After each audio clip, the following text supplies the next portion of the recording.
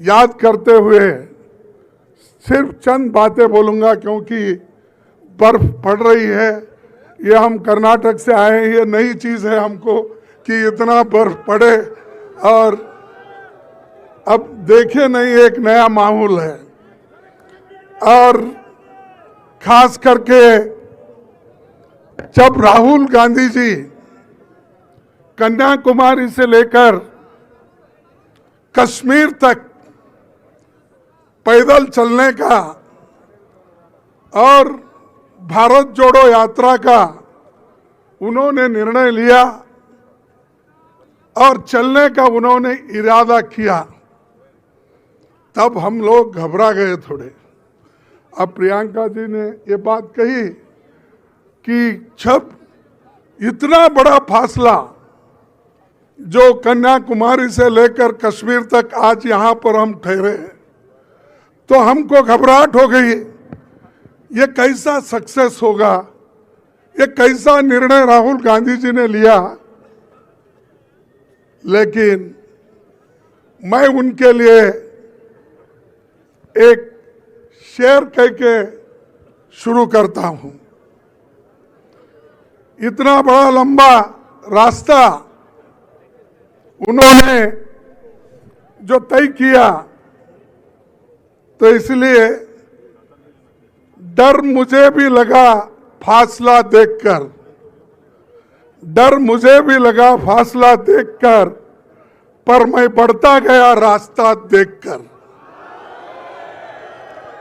डर मुझे भी लगा फासला देखकर, क्योंकि कन्याकुमारी से कश्मीर तक, पर मैं बढ़ता गया रास्ता देखकर।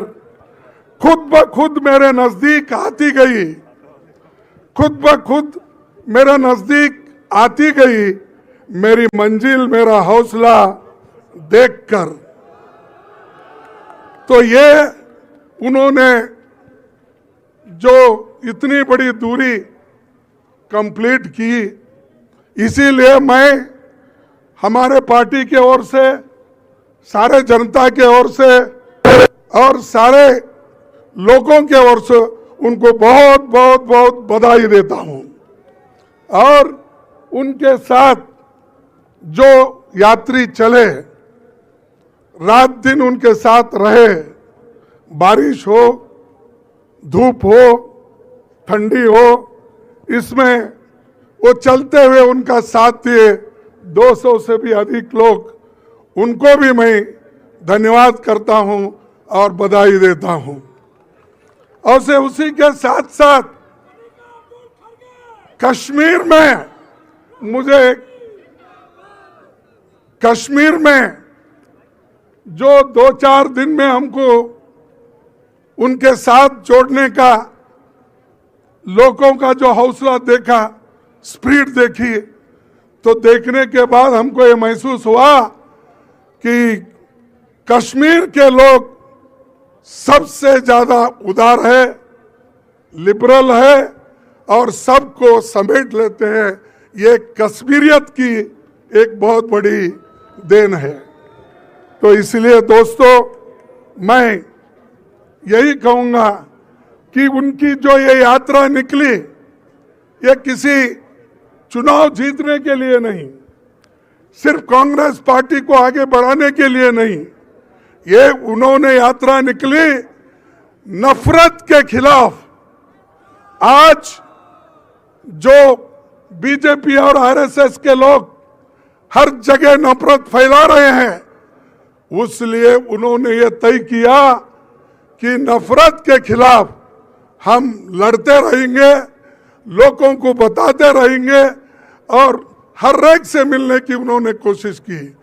बच्चों से लेकर बूढ़ों तक, टेक्नोलॉजिस्ट के साथ, डॉक्टर के साथ, इंजीनियर्स के साथ और विद्यार्थियों के साथ, छोटे मोटे दुकानदारों के साथ और छोटे मोटे जो रोजगार काम करते हैं उनके साथ, किसानों के साथ, सबसे मिले और बहुत से महिलाओं से, बच्चों से भी मिले। सब कुछ उन्होंने देखा और चल कर देखा, सिर्फ हवा में उड़ के नहीं देखा। जो मोदी साहब हमेशा हवा में ही उड़ते रहते हैं आज यहाँ है, कल 8 दिन पहले मेरे कॉन्स्टिट्यूंसी में फिर रहे थे वो चुनाव को देखकर। तो वो आज राहुल गांधी जी ने एक सबूत आपको दिया कि वो कन्याकुमारी से लेकर कश्मीर तक जोड़ सकते हैं और जनता के जो मुद्दे हैं, इन्फ्लेशन हो, अनएम्प्लॉयमेंट हो, ये सारी चीजों के खिलाफ उलट रहे हैं। और एक बात मैं आपको बताना चाहता हूं, मोदी जी, आरएसएस और बीजेपी के लोग इस देश में गरीब को गरीब रखना चाहते हैं और अमीर को अमीर बना रहे हैं। 1% लोग इस देश की 10% लोग इस देश के 72% संपत्ति को लूट रहे हैं और 50% लोगों के पास सिर्फ 3% संपत्ति है। तो इसीलिए हमको इसके खिलाफ लड़ना है और हम लड़ेंगे। खासकर जो कश्मीर की समस्या है, यहां पर उसको यूनियन टेरिटरी बनाया, जो कश्मीर को हम जन्नत कहते हैं, इस जन्नत को उन्होंने यूनियन टेरिटरी बनाया। लेकिन राहुल गांधी जी का इरादा है इसको असेंबली हम बनाएंगे और यहाँ पर स्टेटहुड लाएंगे और यहाँ असेंबली बनकर ये स्टेट बनेगा कश्मीर। इसीलिए हम पूरी ताकत लगाएंगे। समय की कमी रहने की वजह से मैं और ज्यादा कुछ नहीं बोलना चाहता हूं। उनको बहुत बहुत फिर एक बार बधाई देता हूं। और वो जो आज सड़क पे लड़े, बहुत लोगों से मिले, प्रेम से मिले, और जैसा कि अभी बताया गया कि नफरत के बाजार में मोहब्बत का दुकान खोला और आप भी खोलो। और उसी लिए मैं आपसे यही कहूंगा कि आप इतने बर्फ होते हुए भी एक होकर जोश के साथ हमारा साथ दिए, उनका साथ दिए। आप सभी को धन्यवाद। और जो ऑल पार्टी के जो लोग यहाँ पर आए हैं, जो सारे विरोध पार्टी से, कन्याकुमारी से लेकर कश्मीर तक भी जो अपोजिशन पार्टी के नेता लोग हमसे जुड़े हैं, उनको भी मैं बहुत बहुत धन्यवाद देता हूं। तो इतना कहते हुए मैं और कुछ कहना नहीं चाहता। आप सभी को बधाई। आप सभी ने हमको देख लिया, हमारे साथ जुड़ गए। इसीलिए आपको फिर एक बार धन्यवाद देते हुए मेरे भाषण को समाप्त करता हूं।